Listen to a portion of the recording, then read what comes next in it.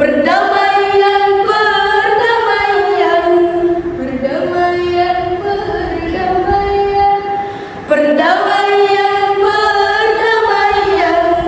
Banyak yang cinta damai, tapi perang makin ramai. Banyak yang cinta damai, tapi perang makin ramai. Bingung ku memikirnya.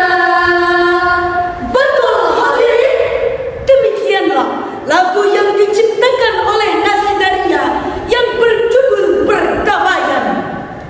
Hadirin masih bisa konsentrasi? Lanjut.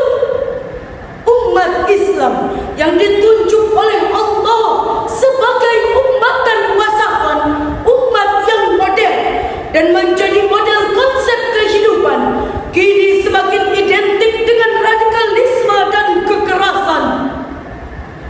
Padahal Menteri Agama Republik Indonesia periode 2014-2019, Bapak Haji Lukman Hakim Saifuddin, beliau berpendapat moderasi beragama adalah cara beragama yang tidak berlebihan, yang bertujuan untuk menjaga pengamalan beragama agar tercipta bangsa yang harmonis. Namun nyatanya hadirin, majalah ASEAN menulis bahwa permasalahan utama yang dihadapi masyarakat Muslim ASEAN dan harus segera diluruskan adalah stereotip negatif terhadap Islam yang mengatakan bahwa Islam adalah terorisme dan radikalisme.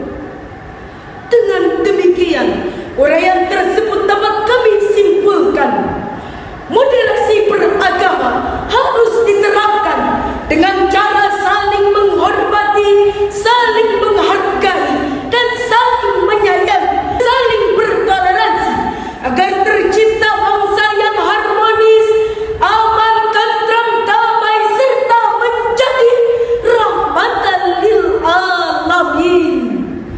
Yakinlah, dengan moderasi beragama, suatu bangsa